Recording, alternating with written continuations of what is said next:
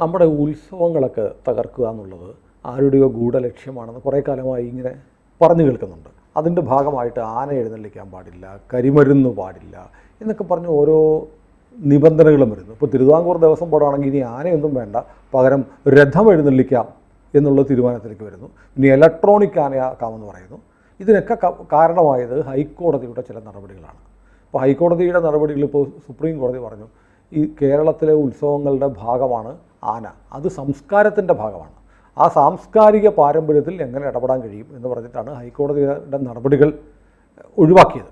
ഒഴിവാക്കിയെന്ന് മാത്രമല്ല, ഈ വളരെ വിചിത്രമായ ഒരു കാര്യം സുപ്രീം കോടതി ചൂണ്ടിക്കാണിച്ചു.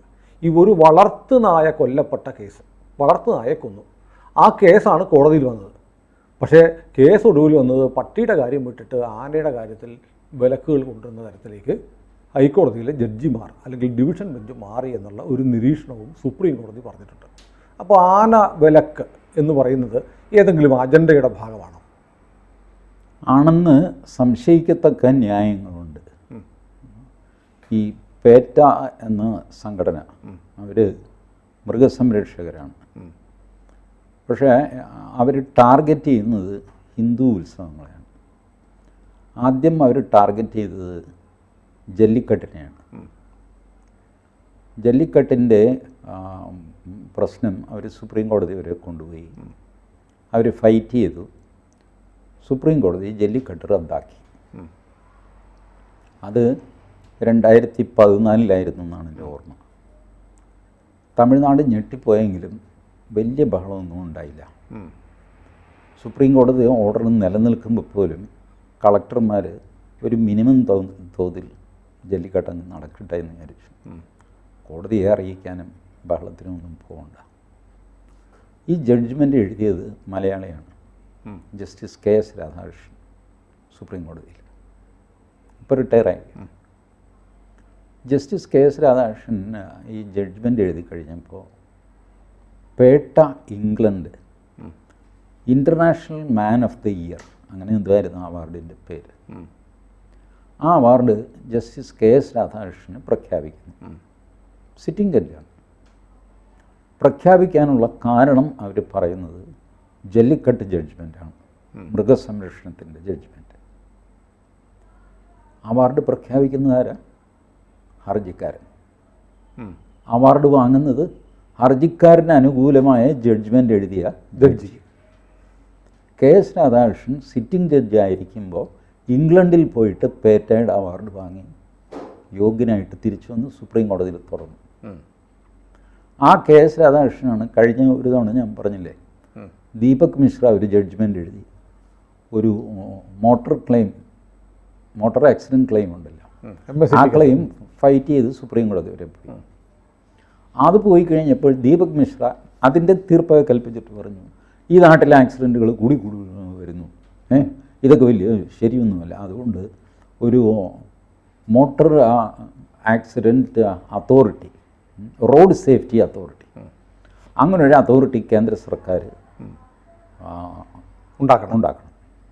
ഉണ്ടാക്കിയിട്ട് അടുത്ത മാസം റിട്ടയർ ചെയ്യാൻ പോകുന്ന എൻ്റെ ബ്രദർ ജഡ്ജ് KS രാധാകൃഷ്ണനെ അതിൻ്റെ ചെയർമാനാക്കണം. അതിൻ്റെ ശമ്പളം സംഗതിയൊക്കെ എന്താണ്, സെറ്റപ്പൊക്കെ എന്താ വേണ്ടതെന്ന് KS രാധാകൃഷ്ണനോട് ആലോചിച്ചിട്ട് കേന്ദ്ര സർക്കാർ തീരുമാനിക്കും. ദീപക് മിശ്ര. സുപ്രീം കോടതിയിലെ പല ജഡ്ജിമാരും അല്ല വക്കീലന്മാരും ഭയന്നും മിണ്ടാതിരുന്നു.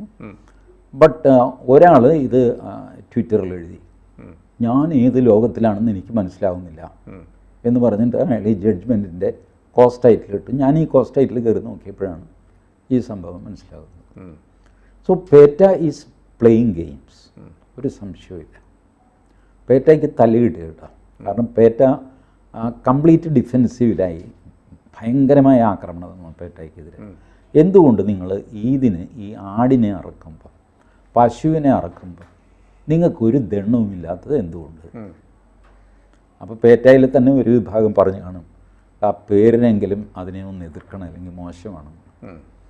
ശരി, നമുക്കൊരു കാര്യം ചെയ്യാം, ആദ്യം ഇത് നടക്കുന്ന സ്ഥലം ഒന്ന് പോയി നോക്കാം.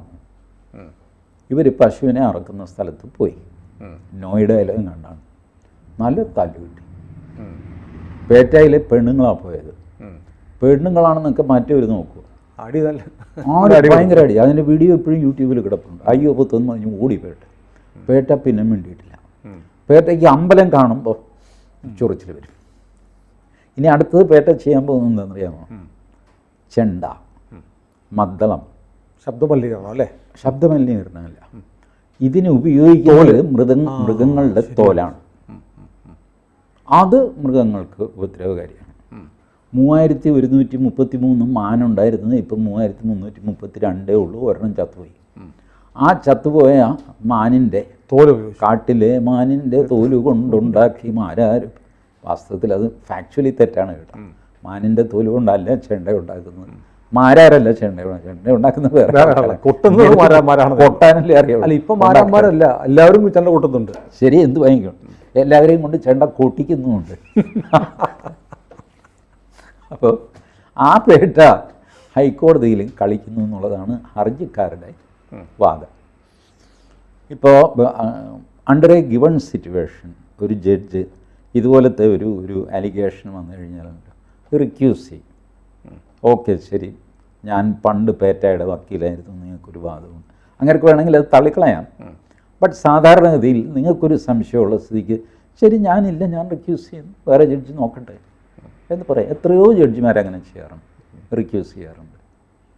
വെറും ഈ ആർക്കും അറിഞ്ഞുകൂടാതെ ഒരു ഹർജി വരുന്നു.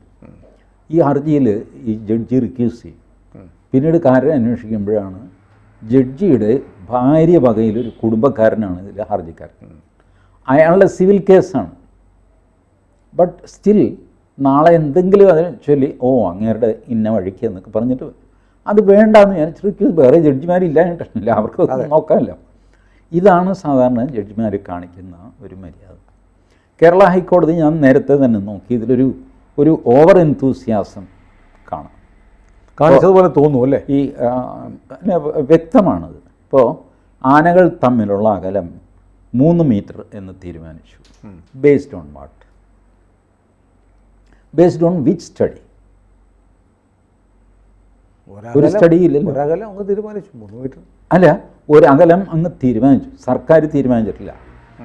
നാട്ടാന പരിപാലന നിയമത്തിൽ ഈ ഡിസ്റ്റൻസ് പറഞ്ഞിട്ടില്ല. അതുകൊണ്ട് ഡിസ്റ്റൻസ് ഞങ്ങൾ തീരുമാനിക്കുന്നു 3 മീറ്റർ.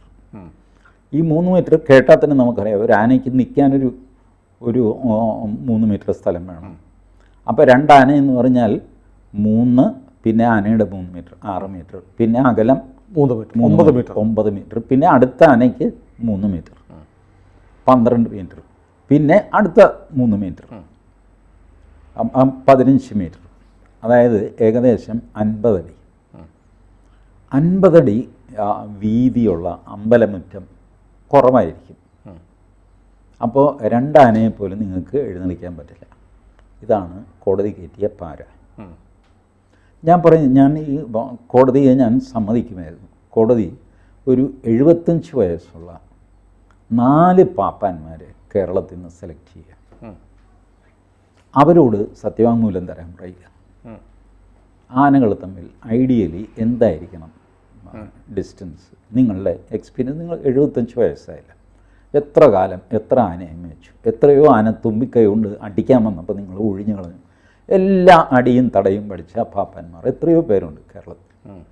ഒന്നുകിൽ അവരുടെ ഒരു കമ്മിറ്റി ഫോം ചെയ്തിട്ട് അതിലൊരു വക്കീലിനെയും വെച്ചിട്ട്, കാരണം അവർക്ക് ലീഗൽ ഭാഷയൊന്നും അറിയില്ലല്ലോ, സത്യാവസ്ഥ കളക്ട് ചെയ്ത് കൊണ്ടുപോകാം. അവരാണ് ഇതിൻ്റെ എക്സ്പേർട്സ്. ഇപ്പം നേരത്തെ ആണെങ്കിൽ നമുക്ക് പൂമുള്ളി 6-ാം തമ്പുരാനെ വിളിക്കാമായിരുന്നു. ഇപ്പോൾ ആ കുടുംബത്തിൽ ആരെങ്കിലും ഈ മാതംഗശാസ്ത്രം പഠിച്ചവരുണ്ടോ എന്നറിയില്ല. സുനിൽ എപ്പോഴും കേട്ടിട്ടുള്ളത് ആനക്കൂട്ടം എന്നല്ലേ? ആനക്കൂട്ടമാണ്. ആനക്കൂട്ടമായിട്ടാണ് നടക്കുന്നത്, മുട്ടി ഉരുമിയാണ് നടക്കുന്നത് കാട്ടിൽ. സത്യമല്ലേ? നമ്മൾ കാട്ടാനെ ഇറങ്ങുന്നതൊക്കെ കാണുന്നുണ്ട്. അവർ കൂട്ടി ഉരുമിയല്ലേ നടക്കുന്നത്. ആ കൊച്ചിനെയും ഇടയ്ക്ക് പിടിക്കാറില്ല. അതിങ്ങനെ ഇടയ്ക്കൊന്നും ഓടിപ്പോകാൻ വാലെ പിടിച്ച് വലിയ നിൽക്കടാ ഇവിടെ എന്നൊക്കെ പറഞ്ഞിട്ട് ഭയങ്കര കുസൃതിയാണ് കൂട്ടിയാൽ. ഇതൊക്കെ ആയിട്ടാണ് അവർ നടക്കുന്നത്. ഇവിടെ നാട്ടിൽ വന്നു കഴിയുമ്പോൾ 3 മീറ്റർ അകലത്തിലേ നിർത്താവുള്ളൂ. കുറച്ചുകൂടെ അടുത്ത് നിന്നാലാണ് അവർക്ക് ആത്മവിശ്വാസം ഉണ്ടാകുന്നതെങ്കിലോ. കോടതിയുടെ ഫൈൻഡിങ് ആണ്, അടുത്ത് നിൽക്കുന്നതുകൊണ്ടാണ് ഈ ആന മറ്റേ ആനയെ കുത്തുന്നതെന്ന്. അടുത്ത് നിൽക്കാഞ്ഞിട്ടാണ് കുത്തുന്നത്. ആനയുടെ മനസ്സിൽ എന്താണെന്ന് എങ്ങനെ അറിയാം? കുറഞ്ഞത് ഈ 10-75 വയസ്സുള്ള പാപ്പാനിതറിയാൻ പറ്റും. എക്സ്പെർട്ടീസ് ഉള്ളവനും വിളിക്കേണ്ട ഈ കാര്യത്തിൽ. അതോ ഭൂലോകത്തെ എല്ലാ കാര്യത്തിലും കോടതിക്ക് നോളജ് ഉണ്ട്. അപ്പോൾ അത് തന്നെ എനിക്ക് തോന്നി. അത് അനാവശ്യമായൊരു ഇടപെടലായി കോടതി. അത് കഴിഞ്ഞു. ഈ മാറ്റർ സുപ്രീം കോടതിയിൽ പോയപ്പോൾ സുപ്രീം കോടതി ഫ്ലാറ്റായിട്ടൊരു സ്റ്റേ ഓർഡർ കൊടുത്തു. സ്റ്റേ ഓർഡർ കൊടുത്തു കഴിഞ്ഞാൽ പിന്നെ ഹൈക്കോടതി ആ മാറ്റർ പരിഗണിക്കാൻ പാടില്ല. ഹൈക്കോടതി എന്ത് ചെയ്തു? സ്റ്റേ ഓർഡറിൽ ഇത് പെടുന്നില്ല എന്ന് പറഞ്ഞുകൊണ്ട് പിന്നെയും നാട്ടാന പരിപാലന നിയമത്തിൽ മാറ്റി. ഇതാണ് സുപ്രീം കോടതിക്ക് ദേഷ്യം വരാൻ കാര്യം. സുപ്രീം കോടതി എക്സ്പ്ലിസിറ്റ് ആയിട്ട് ഇത് പറഞ്ഞിട്ടില്ല. But they felt it bad when we stay the matter ഞങ്ങൾ സ്റ്റേ ചെയ്ത് കഴിഞ്ഞാൽ അതിനർത്ഥം ഫിനിഷ്, പിന്നെ ആരും അതിൽ തൊടണ്ട, ഞങ്ങൾ ചെയ്തോളാം. ഇതാണല്ലോ അതിനർത്ഥം. അപ്പോൾ ഒരു താല്പര്യം എവിടെയുണ്ട്. സുപ്രീം കോടതി ക്ഷോഭിച്ച് ജഡ്ജ്മെൻ്റ് ഒന്നും എഴുതിയിട്ടില്ല. ഇപ്പോൾ കോടതിയിൽ നടത്തിയ വെർബൽ പരാമർശങ്ങളാണ്. അപ്പോൾ ഈ ആനയെ അമ്പലങ്ങളിൽ നിന്ന് ഇല്ലാതാക്കാനായിട്ട് ഒരു പേറ്റയുടെ നേതൃത്വത്തിൽ ഒരു ശ്രമം നടത്തുന്നുണ്ട്. പലപ്പോഴും പല കോടതികളും ഇതിന് വഴങ്ങുന്നുമുണ്ട്. അതാണ് അവരുടെ സാമർഥ്യം. അവർക്ക് വേണ്ടി ഹാജരാകുന്ന വക്കീൽ, അവരുടെ ലോബിയിങ്, അവരെഴുതുന്ന ലേഖനങ്ങൾ, പുസ്തകങ്ങൾ, ഈ ജല്ലിക്കട്ട്, ആന പരിപാലനം, ഇതിലൊക്കെ നോക്കിക്കോ. W ബ്രണ്ടൻ യൂണിവേഴ്സിറ്റിയിൽ ഇങ്ങനെ എഴുതി എന്നൊക്കെ പറഞ്ഞിട്ട് ജഡ്ജിമാരെടുത്ത് എഴുതും. അത് ഈ പേറ്റ ഫീഡ് ചെയ്യുന്നതാണ്. അവരുടെ ആർഗ്യുമെൻറ്റ്സിൽ അവർ വയ്ക്കുന്നതാണ്. ഇന്ന പുസ്തകം, ഇന്ന ആൾ. ഈ ബ്രണ്ടൻ സാഹിബ് ആനയെ കണ്ടിട്ടേ ഇല്ല. അവിടെ ഇരുന്ന് പ്രബന്ധം ചെയ്യിച്ച് PhD മേടിച്ചിട്ടുണ്ട്. അത് വേറൊരു തട്ടിക്കൂട്ട് യൂണിവേഴ്സിറ്റിയിലെ PhD ആയിരിക്കും. ഇവനെയൊക്കെ പിടിച്ചു നിർത്തി 2 അട്ടുപയറിന് 2 ഇടി കൊടുത്താലുണ്ടല്ലോ ഈ സാഹിബ്. എൻ്റെ പുനി കേട്ടോ, ഞാനൊന്നും അറിഞ്ഞതല്ല, പേട്ട പറഞ്ഞു ഞാൻ AI തയ്യാറാക്കിയതാണെന്ന് പറഞ്ഞു. ദേ ഇരുന്ന ഇരിപ്പിൽ നാട്ടാന പരിപാലന നിയമം ഞാൻ ആർട്ടിക്കിൾ എഴുതാം. ഇപ്പോൾ മൊബൈലിൽ ഞാൻ ചെയ്തു തരാം. ജെമിനിയിലോ അല്ലെങ്കിൽ വാട്സാപ്പിലോ ChatGPT എൻ്റെ മൊബൈലിലുണ്ട്. ChatGPTയോട് ഞാൻ പറയുന്നു, എനിക്ക് കേരളത്തിലെ നാട്ടാന പരിപാലന നിയമത്തെപ്പറ്റി ഒരു ലേഖനം വേണമെന്ന് പറയുന്നു.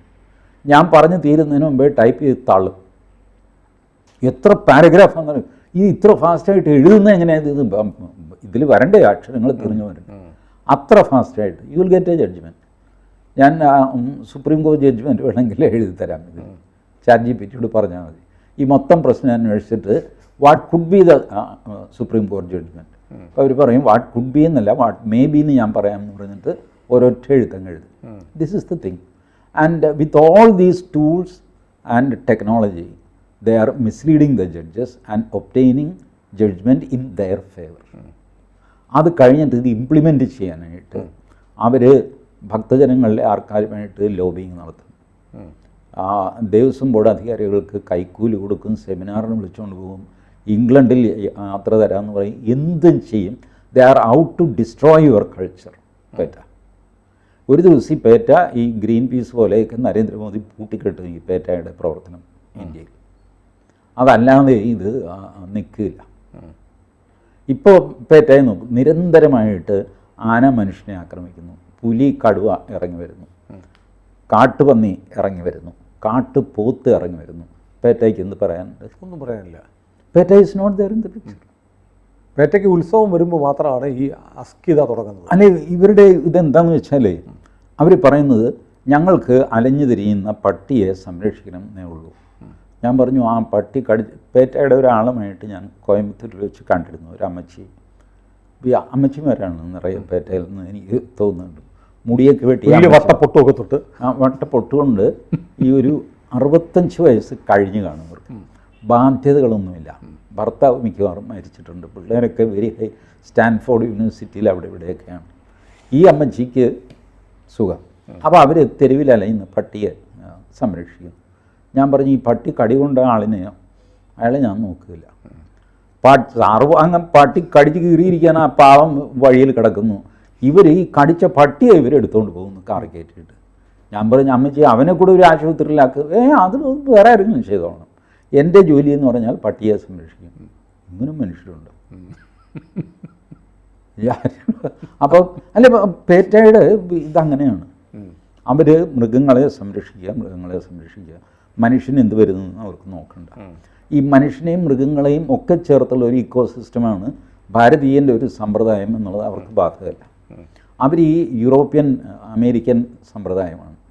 ഞാൻ വേറെ, സുനിൽ വേറെ. സുനിൽ പട്ടിയെ സംരക്ഷിക്കും, ഞാൻ മനുഷ്യനെ സംരക്ഷിക്കും. മനുഷ്യനെ സംരക്ഷിക്കാൻ എന്നുള്ള പേരിൽ ഞാൻ 150 പട്ടിയെ അങ്ങ് വിഷം കൊടുത്ത് കൊല്ലും. പട്ടിയെ സംരക്ഷിക്കാൻ എന്നുള്ള പേരിൽ മനുഷ്യരെ സുനിലും വിഷം കൊടുക്കും. ഇങ്ങനെ ക്ലാഷ്. നമുക്കങ്ങനെ അല്ലല്ലോ. നമുക്ക് പട്ടിയും വേണം, മനുഷ്യനും. എല്ലാത്തിനെയും ഉൾക്കൊള്ളാൻ ആരും അധികം അങ്ങ് ബൗണ്ടറി ക്രോസ് ചെയ്യരുത്. എല്ലാവർക്കും ജീവിക്കാനുള്ളതാണ് ഭൂമി. പക്ഷേ ഈ ഒരു കാഴ്ചപ്പാട് ഇത് നമ്മൾ ഇത് പറഞ്ഞ കേരളത്തിലെ ഹിന്ദുമത വിശ്വാസത്തിനെതിരെ അല്ലെങ്കിൽ ആ ആചാരങ്ങൾക്ക്, ഉത്സവങ്ങൾക്കെതിരെയുള്ള ഒരു ഗൂഢാലോചനയുടെ ഭാഗമാണെന്ന് തോന്നുന്നുണ്ടോ? പേറ്റയുടെ പ്രവർത്തനം ഒരു ഗൂഢാലോചനയുടെ ഭാഗമാണ്. ബാക്കി ഇൻഡിപെൻഡൻ്റ് അഭിപ്രായം പറയുന്നവരില്ലേ, അവർ ഗൂഢാലോചനയൊന്നും പെട്ടതല്ല. ഇതൊക്കെ ഈ അഭിപ്രായങ്ങൾ താൽക്കാലികമായ അഭിപ്രായങ്ങളുമാണ്. നമ്മളിപ്പോൾ ഒരു ഉത്സവത്തിന് പോയി, അവിടെ പോയി കഴിഞ്ഞപ്പോൾ ആനയെ തിക്കി അങ്ങ് കയറ്റി നിർത്തിയിരിക്കുക. നല്ല മേളവും സംഗതിയൊക്കെ ഉണ്ട്, നല്ല ചൂടും ഒക്കെ ഉണ്ട്. ഇടയ്ക്ക് ആന ഒന്ന് ഇളകി ഒരു ബഹളമൊക്കെ നടന്നു, പിന്നെ സ്റ്റേബിളായി. ഒക്കെ കഴിയുമ്പോൾ ഈ മനുഷ്യൻ അഭിപ്രായം രൂപീകരിക്കും, ഉത്സവങ്ങൾക്ക് ഇത്രയും ആന വേണ്ട, കരി വേണ്ട, ഇങ്ങനെ തീരുമാനിക്കും. ഒരു വെടിക്കെട്ട് അതെനിക്ക് പനിയായിട്ട് ഒരു രക്ഷയില്ലാതെ ഞാൻ കിടക്കുമ്പോഴാണ് എൻ്റെ തൊട്ടടുത്ത അമ്പലത്തിൽ ആ വർഷം പൂർവാധികം ഭംഗിയായിട്ടാണല്ലോ എല്ലാ വർഷവും. അതിനർത്ഥം എന്താ, ഇത് കൂടി വരുമെന്നാണ്. പൂർവാധികം ഇങ്ങനെ കയറി പോവുക. ഇങ്ങനെ അധികമായിട്ട് നിൽക്കുമ്പോഴാണ് ഈ IED ഒക്കെ മിക്സ് ചെയ്തുള്ള വെടിമരുന്നുണ്ട്. അത് ഇല്ല എന്നൊന്നും പറയരുതല്ല, ഉണ്ട്. നെന്മാറ, വല്ലങ്ങി വേല, തൃശ്ശൂർ പൂരം, ഇതിലൊക്കെ ഈ ലോ ഇൻറ്റൻസിറ്റി IED ഒക്കെ ഇതൊരു ശബ്ദമാണെന്നറിയാം. പ്രത്യേകിച്ച് നമ്മൾ സുഖമില്ലാതെ കിടക്കുകയാണെങ്കിൽ അസാമാന്യമായ ദേഷ്യം വരും. വെടിക്കെട്ടിനോടും ദൈവത്തോടും സകലത്തിനോടും ദേഷ്യം വരും. ഉടനെ നമ്മൾ ഫേസ്ബുക്ക് എടുത്തു എഴുതി, മനുഷ്യനെ ഉപദ്രവിക്കുന്ന വെടിക്കെട്ട്, അത് ഞാനും ഹിന്ദുവാണ്, നീ അറിയാമെന്നൊക്കെ ചോദിച്ചു.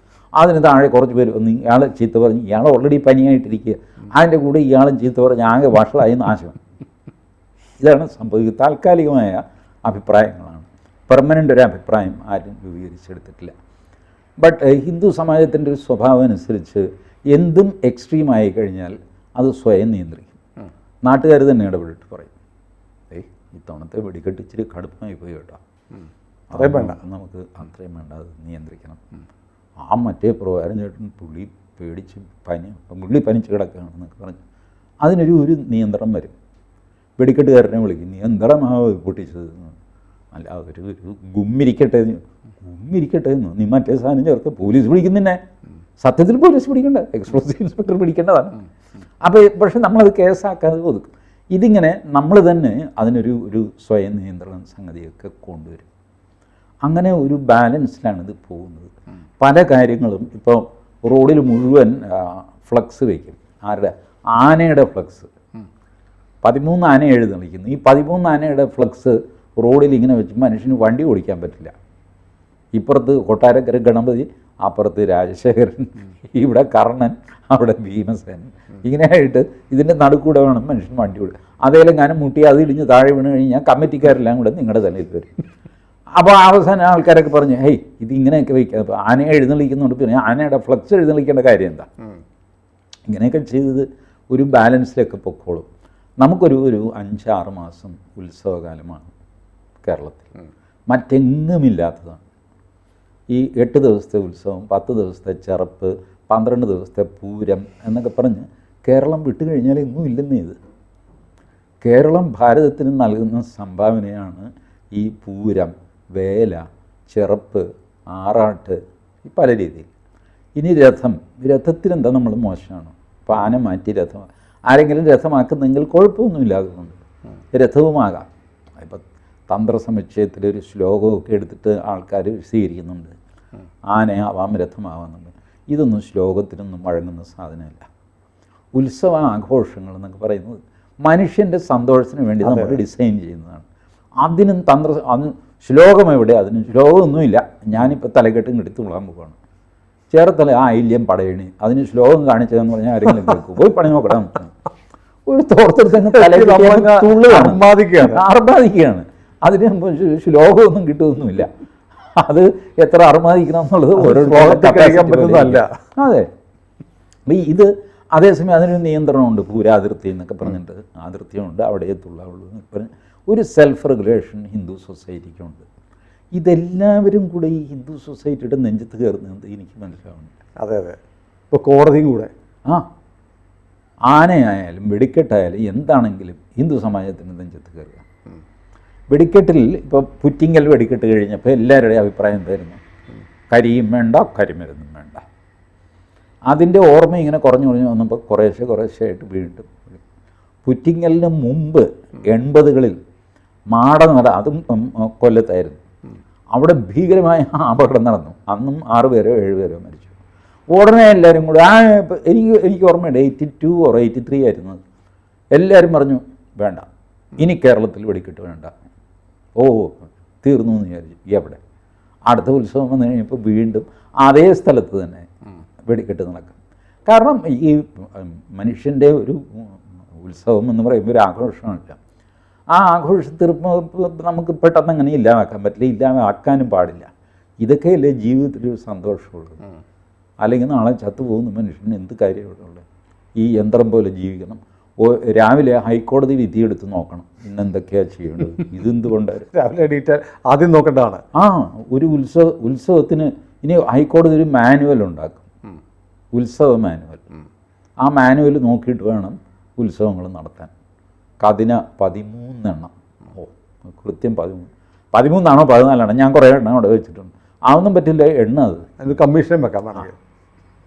അവസാനം ഈ വിടിക്കാരന് ദേഷ്യം വരും. അവൻ പറയും മാനേജർ വന്ന് എണ്ണി നോക്കുന്നു, എന്നിട്ട് അയാളുടെ പാട്ടിന് പോകും. എടാ ദാമോദരൻ നീ പോകില്ലേ, കാരണം ഇവൻ പോയി കഴിഞ്ഞാൽ ഇതിന് തീ കൊടുക്കുന്നവരാ. മാനേജർക്ക് ഈ പണി അറിയത്തില്ല. അപ്പം ഇങ്ങനെ മനുഷ്യനെ ഒരുമാതിരി ഈ ഇടതുപക്ഷക്കാർ പറയാറുണ്ട്, എന്ത് പറഞ്ഞു കഴിഞ്ഞാൽ ഭരണഘടന എന്ന് പറയും. ഭരണഘടനയും കൊണ്ടാണ് മനുഷ്യൻ ജീവിക്കുന്നത്. ഭരണഘടന വെച്ച് വെടിക്കെട്ട് നടത്താൻ പറ്റുമോ? ഞാൻ അല്പസ്വല്പം നിയമത്തിൻ്റെ ആവശ്യം സംഗതിയൊക്കെ ഉള്ളതുകൊണ്ട് എൻ്റെ കയ്യിലൊരു ഭരണഘടനയുണ്ട്. എൻ്റെ ചുറ്റുവട്ടത്ത് സുനിൽ വന്ന് നോക്കിക്കോ, ഒരു 10-100 വീട് കയറി നോക്കിയോ, അവിടെയൊന്നും ഭരണഘടനയില്ല. അവരൊക്കെ ജീവിക്കുകയില്ല അന്തസ്സായിട്ട്. മനുഷ്യൻ ഭരണഘടന വെച്ചാണോ ജീവിക്കുന്നത്? സുപ്രീം കോടതിയുടെ മാനുവൽ, ഹൈക്കോടതിയുടെ മാനുവൽ, ചട്ടം, അത് ഇത് എന്തിനപ്പനെ ഇത്? ഇങ്ങനെ മനുഷ്യൻ ജീവിക്കാൻ പറ്റില്ല. മനുഷ്യന് സന്തോഷമായിട്ട് ജീവിക്കണം, ആഘോഷിക്കണം. അത് കോടതിയും കൂടെ മനസ്സിലാക്കണം. കരിയും കരിമരുന്നും ഒക്കെ നിയന്ത്രണ വിധേയമായിട്ട് ഹിന്ദു സമാജം അങ്ങ് ചെയ്തോളും. നിങ്ങൾ വെറുതെ വേണ്ടാത്ത റൂളൊന്നും ഉണ്ടാക്കാതിരുന്നാൽ മതി. അതെ അതെ, അവർക്കറിയാം ഇതൊക്കെ ചെയ്യാൻ. പിന്നെ അപകടം അത് ഇപ്പോൾ ആർക്ക് വേണമെങ്കിലും എപ്പോൾ വേണമെങ്കിലും ഉണ്ടാവാം. ഞാൻ പറയട്ടെ, കേരള ഹൈക്കോടതിയുടെ ബിൽഡിങ് അപകടത്തിലല്ലേ? അതെ ആണ്.